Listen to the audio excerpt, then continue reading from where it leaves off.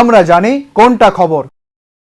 নমস্কার, আপনারা দেখছেন নিউজ নাও। আপনাদের সঙ্গে রয়েছে আমি শাহিদি। শুরু করছি 4টের সংবাদ। ভয়াবহ ভূমিকম্প নেপালে। শুক্রবার মধ্যরাতে পশ্চিম নেপালের জাজারকোট ও রুকুম জেলা ভূকম্পে কেঁপে ওঠে।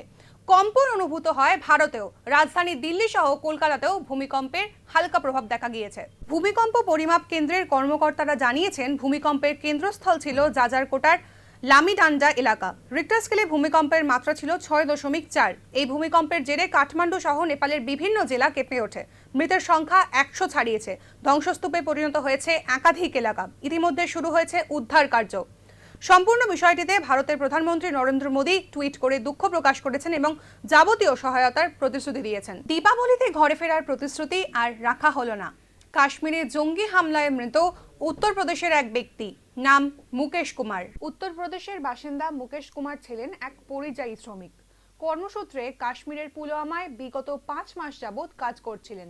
কিছুদিন আগেই পরিজনকে ফোন করে বলেছিলেন দীপাবলিতে ঘরে ফিরবেন, তবে সেই প্রতিশ্রুতি আর রাখা হলো না। জঙ্গির গুলিতেই প্রাণ হারালেন মুকেশ। সোমবার দুপুর 2:30 নাগাদ পরিবারের কাছে এই সংবাদ পাঠানো হয়। পারদ নামতেই হাজির ভুটানি ব্যবসায়ীরা। তবে ঠিকানা পরিবর্তন হওয়ায় গত বছর বিশেষ লাভ হয়নি। এবছর জাঁকিয়ে শীত পড়লে লাভ হবে আশায় ভুটানি ব্যবসায়ীরা। ইতিমধ্যে রাজ্যের পারদ নামতে শুরু করেছে। শীতের কেনাকাটা শুরু করে দিয়েছে রাজ্যবাসী। শীতের জামাকাপড়ের বিপুল সম্ভার নিয়ে উপস্থিত হয়েছেন সুদূর ভুটান থেকে ব্যবসায়ীরা। গত 12 বছর ধরে আগরতলা শকুন্তলা রোডে বসত ভুটানি মার্কেট। তবে তাদের চুক্তির সময়সীমা শেষ হওয়ায় গত বছর থেকে তাদের নতুন ঠিকানা হয়েছে বটতলা বাজার। নভেম্বরের 1 तारीख থেকে শুরু হয়েছে মার্কেট, চলবে জানুয়ারির শেষ পর্যন্ত। पहले हम लोग शकुंतला रोड पे था। शकुंतला रोड पे 10-12 साल हो गया। अभी वहाँ हम लोग को एग्रीमेंट था 10 साल के, वो ख़त्म हो गया। फिर वहाँ भी दूसरा वो घर वगैरह ऐसे मार्केट बनाया था, इसलिए हम यहाँ पिछले साल से यहाँ आया। कैसा चल रहा है? पिछले साल तो हम लॉस हुआ। पिछले साल तो मौसम ठंडा नहीं हुआ था, इसलिए हम लॉस हुआ। ये साल तो मौसम ठंडा होगा तो अच्छा होगा, यही उम्मीद है हम लोग। ঠিকানা পরিবর্তন হওয়ায় গত বছর বিশেষ লাভের মুখ দেখতে পাননি ব্যবসায়ীরা। এবছরও তেমন ভাবে কেনাকাটা শুরু হয়নি বলেই জানিয়েছেন তারা। শীত পড়লে হয়তো লাভের মুখ দেখা যেতে পারে, আশাবাদী ভুটানি মার্কেটের সকল ব্যবসায়ী। Bureau report, news now, Agartala. Deepavali মানেই আলোর উৎসব, আর এই আলোর উৎসবে বরাবরই বাঙালির ঐতিহ্য ধরে রেখেছে মাটির প্রদীপ। তবে বর্তমান সময়ে রং বেরঙের বাহারি আলোর ছটা খানিকটা হলেও কমিয়ে দিচ্ছে মাটির প্রদীপের দীপ্তি। তাই মার খাচ্ছে প্রদীপ নির্মাণকারীদের ব্যবসা। বর্তমানে বাজারে বিভিন্ন ধরনের বৈদ্যুতিক বাতির প্রভাবে ব্যবহার কমছে মাটির প্রদীপের। মাটির প্রদীপ বাঙালির ঐতিহ্যের সাথে জড়িত, পাশাপাশি এটি একটি প্রচলিত কুটির শিল্প। তবে আধুনিক সমাজ ব্যবস্থায় বাহারি আলোর ব্যবহার ম্লান করেছে মাটির প্রদীপ ব্যবহারের রীতিকে। শিল্পীদের ব্যবসা মার খাচ্ছে, ফলে আগামী দিনে বিলুপ্ত হতে পারে বাঙালির ঐতিহ্যশালী মাটির প্রদীপ শিল্প। রেট আগের মতনই আছে, রেট বাড়ছে না। তবে আগের থেকে যে সেল হয়েছে এখন অনেক কমে গেছে, ব্যবসা বাণিজ্য আমরা খুব খারাপ। Bureau report, news now, Agartala. বিশালগড়ে মাদক দ্রব্য সহ গ্রেফতার 3 যুবক। শুক্রবার করুইমুড়া বাজারে অভিযান চালিয়ে এই 3 যুবককে আটক করে পুলিশ। তবে গ্রেফতারের সময় পুলিশের চোখকে ফাঁকি দিয়েই পলাতক হতে সক্ষম হয় আরেক নেশা কারবারি। বিশালগড় থানার ওসি তাপস দাস শুক্রবার রাতে জানায়, গ্রেফতার করা যুবকদের থেকে 7 গ্রাম হেরোইন, 120 কন্টেনার ব্রাউন সুগার, নগদ অর্থ এবং একটি রেশন কার্ড উদ্ধার করা হয়েছে। পাশাপাশি পলাতক নেশা কারবারির বাইকটি আটক করে নিয়ে তদন্ত শুরু করেছে পুলিশ। গ্রেফতার হওয়া 3 যুবকের নাম মোর্শেদ আলম, আক্তার হোসেন ও রতন সূত্রধর এবং পলাতক যুবকের নাম নাসির আহমেদ। শনিবার গ্রেপ্তার হওয়া 3 যুবককে বিশালগড় আদালতে পেশ করা হবে।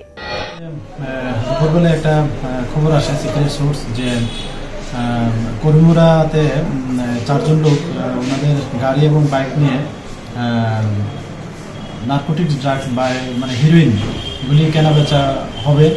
তো সেই সুবাদে যখন আমাদের এই ইনফরমেশনটা এলো, আমরা এটা তারপরে আমাদের সিনিয়র অথরিটিকে জানাই এবং প্লাস আমাদের এসডিএম স্যারকেও জানাই যে এরকম একটা হতে চলেছে, আমাদের ডিসিএম প্রোভাইড করার জন্য। তারপরে ডিসিএম স্যারও এসেছে বিশালগড় থেকে, বিশালগড় এসডিএম অফিস থেকে। তারপর আমরা যথারীতি সিভিল ড্রেসে আমরা ওইখানে যাই এবং বুথ পেতে বসে থাকি এবং দেখলাম যে হ্যাঁ কিছুক্ষণ পরেই 4 জন এসেছিলেন এবং তাদের মধ্যে টাকা পয়সার লেনদেন হচ্ছিল হিরোইনের জিনিস নিয়ে। তারপর আমরা ওদেরকে ধরে ফেলি, 3 জনকে ধরে ফেলি। একজন আমাদের অবস্থান থেকে একজন পালিয়ে যেতে সক্ষম হয়।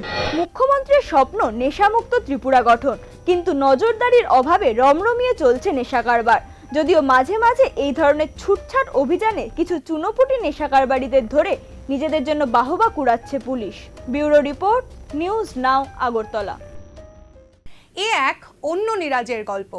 নিরাজ যাদব, যিনি এশিয়ান প্যারা গেমসে জ্যাভলিন ছুড়ে ভারতের ঝুলিতে এনে দিলেন 2টি স্বর্ণপদক।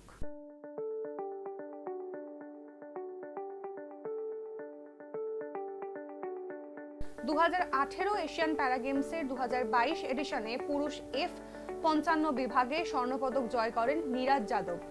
33.69 মিটার দূরত্বে জ্যাভলিন ছুড়ে নয়া রেকর্ড গড়েন তিনি, যা তার পূর্ববর্তী রেকর্ড। 33.69 মিটার দূরত্বে জ্যাভলিন ছুড়ে নয়া রেকর্ড গড়েন, যা তার পূর্ববর্তী রেকর্ড 29.84 মিটারের থেকে বেশি। ব্যুরো রিপোর্ট, নিউজ নাও। শনিবার পশ্চিম ত্রিপুরা জেলা স্কুল স্পোর্টস বোর্ডের উদ্যোগে গঠন করা হয় অনূর্ধ্ব 14 football team. Ranibazar HS school মাঠ প্রাঙ্গণে অনুষ্ঠিত হয় এই বাছাই পর্ব। Jirania sub division youth and sports department আয়োজিত অনূর্ধ্ব 14 ফুটবল দল গঠন করা হলো শনিবার। 3 মহকুমা দল, জিরানিয়া, মোহনপুর ও সদর মহকুমা দল থেকে এই ফুটবলারদের বাছাই করে নেওয়া হয়েছে। আগামী 7 থেকে 9 নভেম্বর অমরপুরে অনুষ্ঠিত হবে রাজ্যভিত্তিক প্রতিযোগিতা, সেখানেই অংশ নেবে এই দল।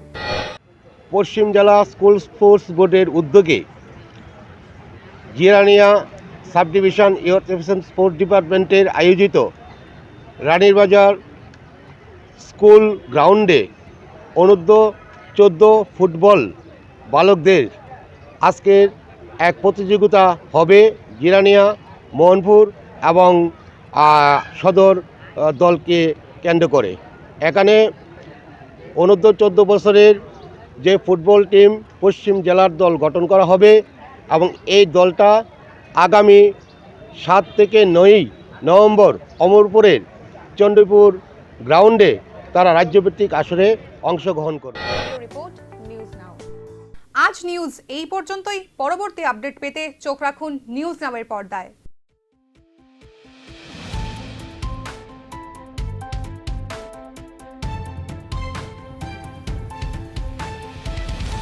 আমরা জানি কোনটা খবর।